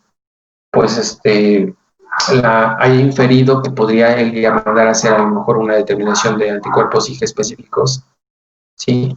Alérgenos respiratorios o alérgenos alimentarios en el niño pequeño, ¿sí? Sí, y determinar si está sensibilizado a un alérgeno o más. Entonces, con que tenga estos datos, uno de estos ya es suficiente. O 2 menores, igual también que tenga una sensibilización alérgica a leche, huevo, ¿sí? A cacahuate, esta guía la publicaron obviamente en Estados Unidos, y ahí en Estados Unidos tienen mucho problema con el cacahuate. Entonces, aquí en México poco se le da a los niños pequeños cacahuate. Es raro que un niño pues esté untándose en sus panes crema de cacahuate, etcétera. Entonces, el cacahuate pues habitualmente se come como golosina, pero en su forma natural, y a veces no se le da al niño porque luego se ahoga en eso. Pero sí, leche y huevo. Entonces, para nosotros, leche y huevo sería un dato importante de que estuviera sensibilizado. Incluso, a veces es tan evidente que en la historia clínica, si la mamá o el papá dice es que cada vez que le doy leche se pone mal o huevo, ya podríamos tomarlo como un dato positivo. Sibilancias no relacionadas con gripe sería el otro punto, ¿sí? Y la presencia de eosinofilia. Muchas veces el paciente pequeño, ante los cuadros recurrentes que tiene, los médicos dicen, vamos a hacerle estudios de escrutinio, vamos a hacerle una biometría hemática como una prueba así para ver cómo está, y resulta que sale con eosinofilia, pues ya es otro dato también. Entonces, esta es la importancia del índice predictivo de asma. Les habla de la probabilidad que tiene el paciente de desarrollar la enfermedad. Doctor, Sí, disculpe que te interrumpa. Tengo una duda. sí. Entonces, ¿hay probabilidad de que un niño sea asmático si presenta síntomas sugestivos? Que tenga asma, no digas asma. Sí, bueno, tenga asma Sí. presentando síntomas sugestivos, baja actividad física, pero que no tenga historia alérgica. Que no tenga historia alérgica, ok. Vamos al índice predictivo. Dices que tiene, Síntomas sugestivos. Porque, bueno, conocí un chamaco que a ver, acá tiene, dices, ¿qué es lo que tiene ese niño? tenía tos, disnea, Ok, sibilancias. correcto. ¿Cuántas veces ha pasado eso? Pues le ocurría cuando él hacía esfuerzo intenso al correr. Correcto. Entonces, supongo que en el último año ha sido múltiples veces, más de 4. Pues en este año no ha salido, pues le hablo quizá del año pasado y sí ocurrían en promedio sí, de 4 o 5 veces. 4 o 5 veces. ¿Qué otra cosa No es que tenía? más. Sí. O sea, tiene síntomas sugestivos, tiene actividad física disminuida. ¿Qué más tiene? Antecedentes familiares de Nada alergia. más. No, ningún dato familiar sobre alergia. Ok. ¿Le hicieron prueba terapéutica con algún broncodilatador o un corticoide inhalado? Sí, le estaban dando nebulizaciones Y y mejoraba. mejoraba. Sí, Ok. ¿Qué edad tenía en ese tiempo cuando estaba sintomático? tenía 5 años. Ya grande. ¿Y cuánto tiempo estuvo enfermo? O Por sea, así decirlo, ¿años de evolución ya llevaba con eso o nada más llevaba apenas 2 años? El año de síntomas y el año que ya estuvo bien. sí, se puede decir que 2 años, año y medio. Año y medio. Ok. Sí, Ahorita ya cuánto tiempo tiene. de estar sano, pues, o bien, ya como un año. ¿Y qué edad tiene actualmente? Va para 7 años. Ah, ok. No, pues no, el índice predictivo es negativo, ¿sí? Y obviamente la evolución del cuadro habla de que fue algo transitorio, ¿sí? Y no necesariamente algo de tipo alérgico. Dice que no hay antecedentes de alergia en la familia y él no tiene atopia personal ni familiar. ¿O sí? No, ¿verdad? Ninguno. Ajá. ¿Y las sibilancias no eran asociadas nada más al ejercicio o también cuando tenía gripe presentaba problemas? No, nada más fueron asociadas al ejercicio. Sí, puede ser una variedad de asma asociada a ejercicio de un componente no inflamatorio como tal. Vamos a ver más adelante que hay diferentes formas de presentación del asma, ¿sí? En este caso, como duró nada más un año sintomático, antes no tenía nada y en la actualidad ya tiene 7 años, o sea, ya lleva 2 años y fracción asintomático, el paciente, podríamos decir que no tiene asma. No cumple los criterios de cronicidad, ¿sí? Para decir que el paciente tuviera asma. Ahora, si el paciente en este año empezara a tener otra vez síntomas, entonces hay que hacer espirometría porque ya tiene la edad para poder hacer espirometría. Hacer una prueba basal y después hacer una prueba con broncodilatación, ¿sí? Y con eso es suficiente para poder diagnosticar la enfermedad. ¿Sí? Ah, ok, doctor. Gracias, es que esa era mi duda, porque pues no había antecedente familiar de alergia. Claro. Ahora vamos a ver la espirometría. Gracias. Sí, Doctor, yo dime. tengo una duda. Sí, dime. Es que, bueno, ya no veo sus diapositivas, supongo que mi internet no funciona, pero cuando yo podía observar los 3 colorcitos que puso, o sea, es que son varias dudas, o sea, son muchas, pero los 3 colorcitos, como, ¿cómo podríamos llamarles? O sea, ve que dijo como que este es azul, este es, no me acuerdo si era amarillo y este es rojo, o sea, ¿cómo podríamos catalogarlos? Ok. Son pacientes que tienen sibilancias, ¿sí? Pero me refiero como al nombre, o sea, sería como baja probabilidad, media probabilidad o alta. No, entonces son pacientes que tienen seguramente una sibilancias transitorias, ¿sí? Y que no van a desarrollar enfermedad en la parte verde, que no van a desarrollar asma.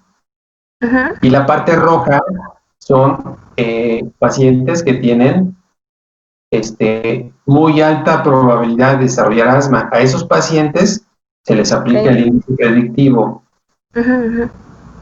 Si sale positivo, ¿sí? Entonces una probabilidad de más del 80% de que puedan presentar la enfermedad como tal, o sea, que el cuadro que tiene, ¿sí?, se continúe y no haya una remisión. Y tengo otra duda. Sí. Esto nos podría servir como para revalorar un paciente. Es que, por ejemplo, yo tengo tengo un hermano que es asmático y es atópico, y también tengo otro hermano que tiene rinitis alérgica. O sea, el factor de la alergia sí está, la atopia sí está, pero uno de ellos tuvo asma de pequeño, o sea, sí tenía sus crisis y todo. Desde que nació tenía problemas de ese tipo, pero, o sea, ahorita ya tiene 17 años y muy rara vez cuando hace ejercicio, a veces, no siempre, le genera sibilancias y dificultad respiratoria, pero ya es 1 o 2 cuadros al año. Entonces, ¿seguiría siendo un paciente con asma, pero como clasificado de nuevo? ¿O cómo se hace ahí? Tiene un paciente, tiene una asma controlada. Tiene una asma controlada, ¿sí? El hecho de que tenga síntomas todavía y una historia de larga evolución, que tenga atopia, nos habla de que el paciente tiene asma y tiene asma controlada. No sé si tenga más estudios, si tenga eosinofilia, si tenga IG elevada, si le hicieron pruebas. Es que no, me parece que nada más de chiquito, porque como ya nada más es 2 veces al año, ya se da su medicamento y ya se tranquiliza o se mejora. Entonces no le han hecho ninguna prueba como en 10 años, 12, yo creo. Le hace falta que le hagan las pruebas. Para ver, o sea, el hecho de que siga con síntomas, ¿sí?, está hablando de que tiene asma. Recuerden que el asma es una enfermedad crónica, ¿sí?, que como tal depende mucho de la cara genética para su pronóstico, ¿sí? Hay, por ejemplo, pacientes con asma que tienen un componente incluso no inflamatorio, ¿sí?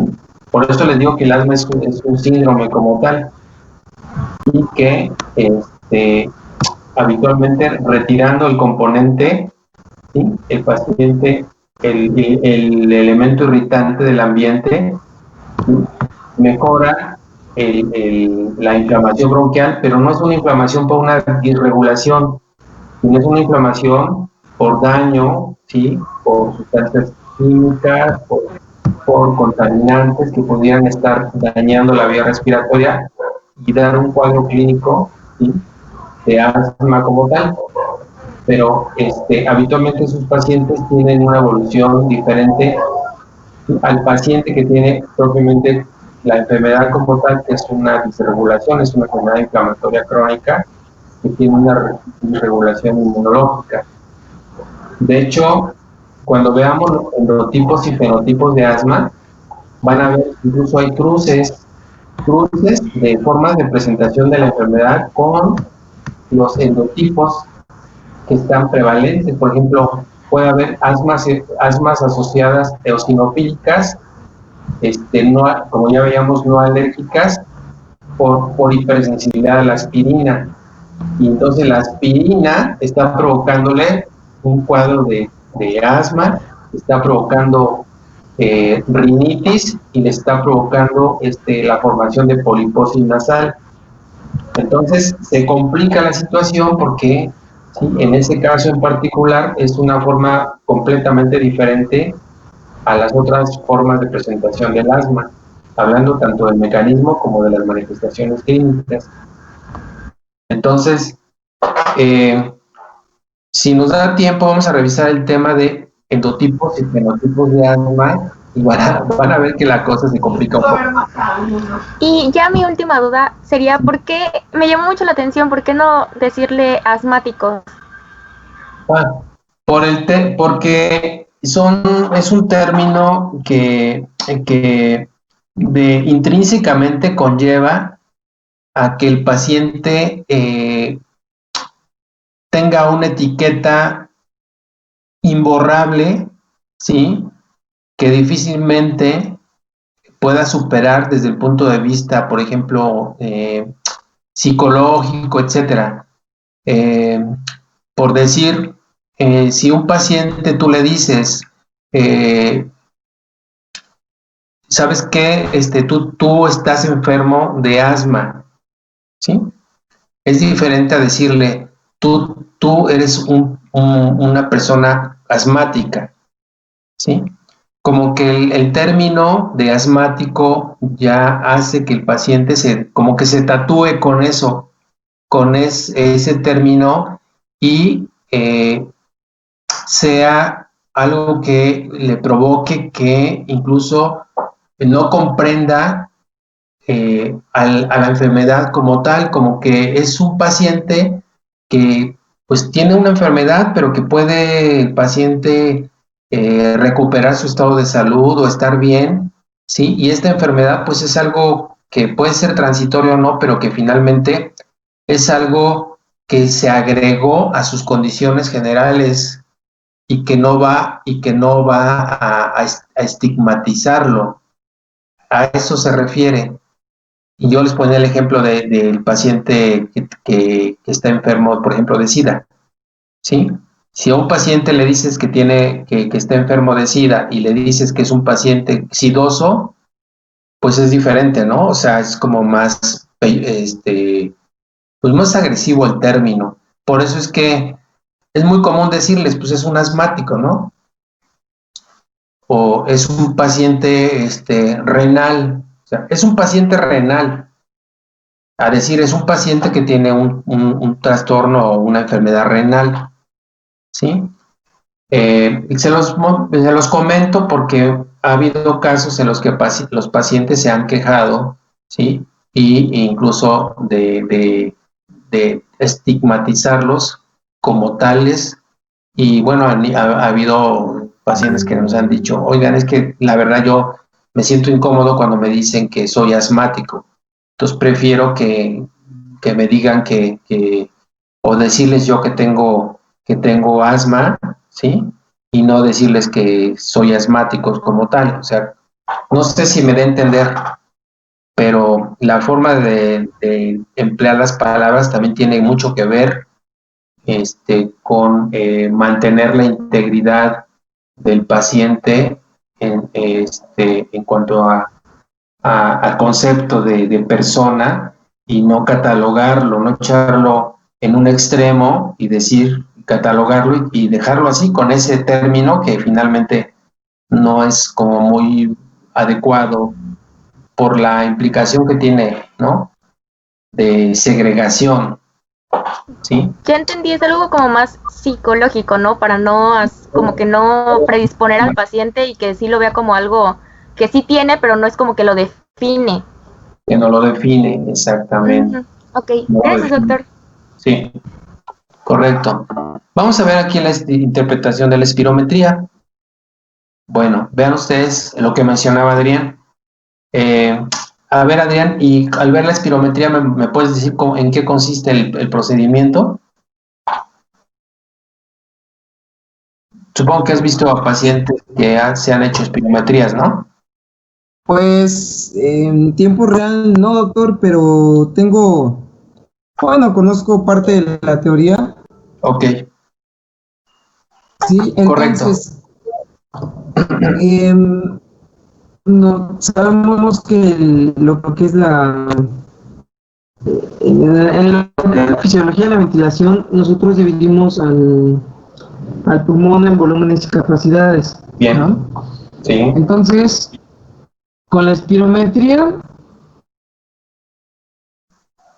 podemos generar dos tipos de curvas diferentes, ¿no? Okay. La que ya comentaba usted, la curva con la que valora flujo volumen y volumen. Sí.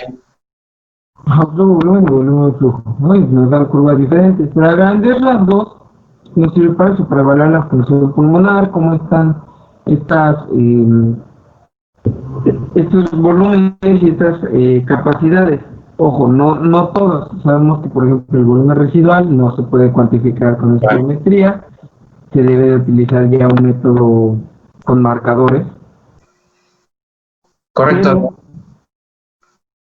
Mira, aquí te puedo, ese es como un resumen de cómo interpretar una espirometría. ¿Qué vas a ver? ¿Qué dato vas a checar bueno, para el espirómetro, pues es un aparatito que te, como dices, ¿no? Volúmenes y capacidades son las que te mide. Para eso hay que programar el aparato y meterle los datos del paciente, la raza, ¿sí? El género, ¿sí? La edad, etcétera, para que puedas tener valores de referencia que el mismo aparato te da. Hay que estar calibrando el aparato dependiendo la altitud del lugar donde se está ocupando, etcétera. Y básicamente el aparato puede estar, puede ser un aparato de bolsillo, puede ser un aparato más complejo que tenga impresora, ¿sí? Lo importante aquí es que tiene una boquilla, una pistola donde se va a registrar precisamente el aire que el paciente va a movilizar, ¿sí? Entonces, pues hay que tener obviamente un lugar adecuado, cuando el técnico tiene que estar familiarizado obviamente con la maniobra, porque es una maniobra que requiere mucho de la colaboración del paciente, muchísimo, ¿sí? Para la prueba hay factores a considerar antes, durante y después. Correcto. Antes, por ejemplo, uno de los que has estado mencionando constantemente durante la clase es la edad del paciente. ¿Por qué? Sí. Porque durante lo que es esta prueba de espirometría debe de mantener el flujo de aire, o lo que es, por ejemplo, la expiración, debe mantenerla durante un tiempo específico. Sí, creo que eran 6 segundos, si no me equivoco. Sí. El paciente no puede mantener la expiración. Esos 6 segundos se considera como una prueba no apta. Sí. De hecho, se debe realizar varias pruebas. Y bueno, como usted comenta, a través de esta boquilla se va a inspirar y expirar, una inspiración forzada y una expiración forzada, y se van a registrar las curvas de lo que es el volumen. Y bueno, el flujo, sabemos que el flujo es como tal la velocidad que tiene este volumen. Entonces se compara de forma burda. La espirometría normal tiene forma como de una pera, hablando de curvas flujo y capacidad vital. A ver, Adrián, te voy a presentar las curvas y tú me las explicas, ¿sale? Ahorita en las siguientes diapositivas me las explicas para que ya tus compañeros más o menos les quede un poquito más claro lo que estás mencionando, que es correcto. Mira, básicamente para ver si el patrón es obstructivo tienes que checar, ¿sí?, el reporte del volumen expiratorio forzado en el primer segundo con la capacidad vital forzada. Y tú tienes que saber que en el adulto, ¿sí?, de acuerdo obviamente a la edad del adulto, como puedes ver, en menores de 50 años hasta mayores de 70 años, ¿sí?, tenemos los porcentajes que van decreciendo conforme el paciente tiene más edad. Entonces, podríamos decir que aquellos adultos de menos de 50 años, tenemos valores de la relación B1, capacidad vital forzada, menor de 70, pues ya nos habla de un patrón obstructivo. En el caso de los niños, como pueden observar, ¿sí?, tenemos de 80 a 85, si tiene menos de 80, ya nos habla de un patrón obstructivo. Entonces, lo que la espirometría en el caso del asma les va a reportar es, primero, qué tipo de patrón tiene. Y para saber si es obstructivo, tienen que checar la relación B1-FBC. Y el puro FEB1 como tal, solito, les habla de la gravedad de la obstrucción. Entonces, exclusivamente, si ustedes quieren ver qué tan obstruida está la vía respiratoria, obviamente tienen que irse a valorar el reporte del BF1. Entonces, normalmente, si tienen ustedes un reporte que tiene arriba del 70%, tenemos una obstrucción leve. Si está de 60 a 69, moderadamente grave de 50 a 59 y menos de 49, grave. Entonces, Con estos dos datos ya ustedes pueden decir, el paciente tiene un patrón obstructivo con una grado de obstrucción moderada, por decir, ¿no? Ahora, vamos a las curvas. Y ahora sí, Adrián, explícanos esta curva, por favor. Es lo que me acabas de mencionar. A ver, vamos a ver. Esta misma curva la tenemos por separado. A ver acá. A la izquierda, a la derecha. Volumen, tiempo y flujo, volumen. ¿Cuál? ¿Esta es la que está presente? A ver, la izquierda primero. Volumen, tiempo. La izquierda, ok. Ajá. Volumen, tiempo. Entonces, lo que estamos valorando aquí, como indica la flecha, es el volumen. El volumen expirado, una expiración forzada. Y como comentaba, lo normal es que el 80% del volumen que se cuantifica en una inspiración forzada salga a partir del primer segundo, ¿ok?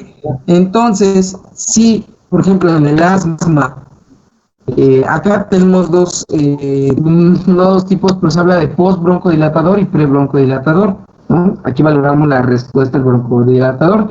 Entonces, en el asma, este FEP1 está reducido. ¿Qué significa esto? Que estamos sacando muy poco volumen en el primer segundo.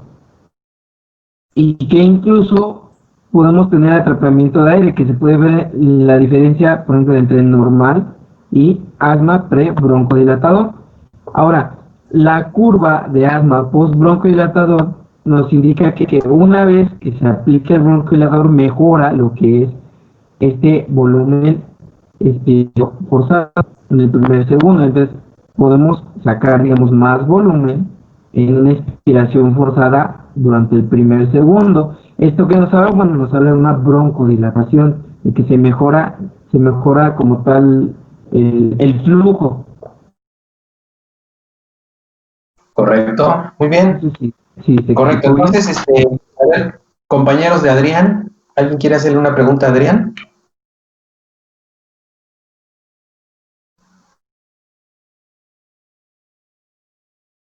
¿Sí quedó claro para todos? A ver, Mayra.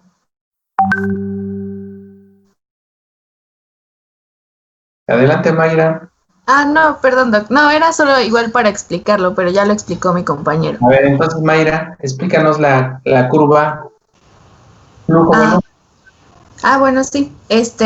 Bueno, sí, como ya mencionó mi compañero, para empezar, estas dos flujas van a ser con relación a una espirometría forzada. En la parte de la derecha vamos a tener la curva de flujo-volumen, en el cual vamos a tener que para que sea normal, debe seguir diversos criterios. Uno de ellos es que pues la curva, el descenso de la curva o de la línea tiene que tener una concavidad.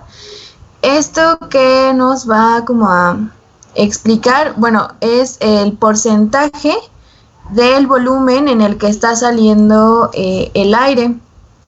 Y como comentábamos hace rato, pues en un patrón obstructivo como lo es el asma, vamos a tener un volumen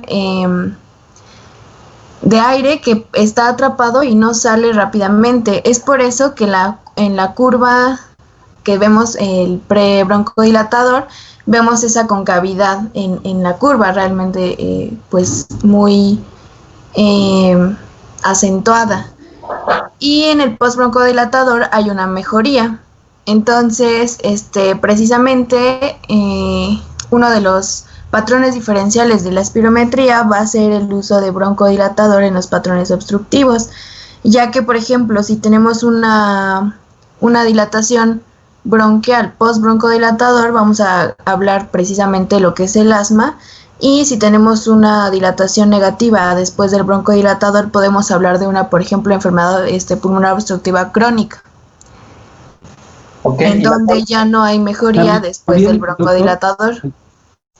A ver, ¿alguien quiere complementar? Complementando un poquito, bueno, no sé si pueda complementar, doctor. Sí, complementale, sí. Adelante, Adrián. Ok, nada más también mencionar, esta curva, la de flujo-volumen, también nos para definir patrones mixtos o patrones restrictivos. aparte de lo obstructivo. ¿Qué sucede en un patrón restrictivo, por ejemplo? Acá podemos ver que podríamos decirlo de forma burla, tiene forma triangular lo que es la parte de arriba. La parte de arriba es la expiración y la parte que está debajo, que se observa o si fuera un, no sé, casco de soldado, vean la forma que quieran, es la parte de la inspiración. Exacto. En el eje de la X, el punto máximo al cual llega el volumen es la capacidad vital forzada. ¿Sí? O sea, es cuánto podemos ingresar de volumen de aire en una inspiración forzada, ¿no? Entonces, cuando hablamos de un patrón restrictivo, no solo lo que se observa es prácticamente un ascenso. ¿Qué significa esto? Que se reduce como tal el volumen máximo que nosotros podemos ingresar a los pulmones. O sea, la capacidad vital forzada también se ve mermada. Una de las características de un patrón obstructivo, digamos, temprano, es que la capacidad vital forzada la capacidad vital forzada se mantiene. Esta no se reduce. En los patrones restrictivos la capacidad vital forzada está disminuida y por lo tanto ingresa poco volumen y ese poco volumen, bueno, podemos tener un incremento incluso del flujo, pero ¿por qué? Porque tenemos poco volumen para sacar de nuestros pulmones.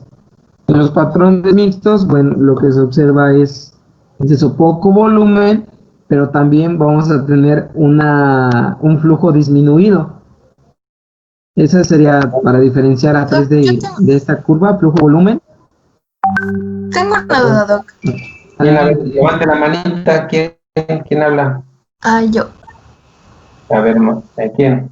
Lo que pasa es que, bueno, yo tenía entendido que en las últimas actualizaciones se mencionaba que en realidad ya no, bueno, no es que ya no exista, sino que ya se dijo que no es...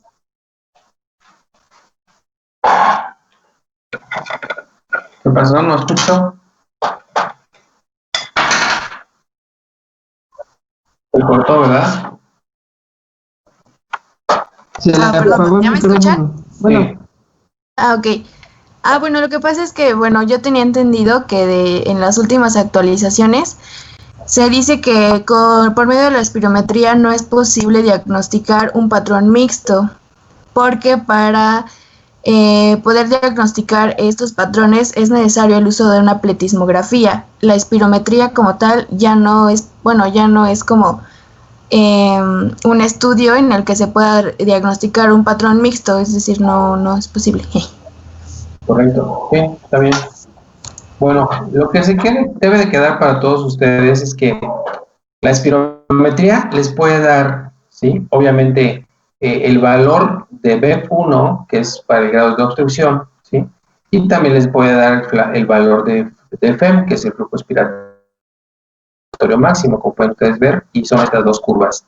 Cuando tenemos un aparatito que no es espirómetro, que se llama flujómetro, habitualmente lo que estamos midiendo es el flujo expiratorio máximo, que ya les decía que es muy útil y que básicamente les va a medir este flujo, ¿sí? Y que muchas veces se relaciona con el grado de obstrucción, ¿sí? A mayor obstrucción se ve mermado este flujo, ¿sí? A la expiración. Ahora, me pueden preguntar, bueno, entonces, si nosotros hacemos si sabemos que el asma es un problema obstructivo, ¿sí? Reversible, entonces, ¿cuándo yo puedo decir que realmente es asma? Porque puedo tener un paciente con EPOC, yo le administro un broncodilatador y resulta que sí me hace una reversibilidad, pero la reversibilidad está solo del 5%. Entonces, ¿sí? Posiblemente sí sea EPOC y no sea asma. Entonces, para poder decir que el paciente tiene una reversibilidad asociada a asma, ¿qué hay que hacerle primero? Una espirometría basal, que se conoce como pre-broncodilatador, y después una espirometría post-broncodilatador, para hacer la comparación de los valores de una y de otra. Entonces, Le hacemos la espirometría basal, ¿sí? Y nos reporta determinado valor, ¿no?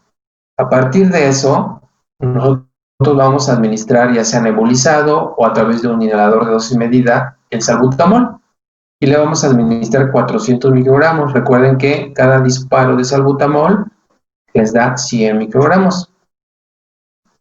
Y van ustedes a medir, después de que hagan esa broncodilatación, van a esperar 15 minutos y ya le van a poder hacer la espirometría post-broncodilatación.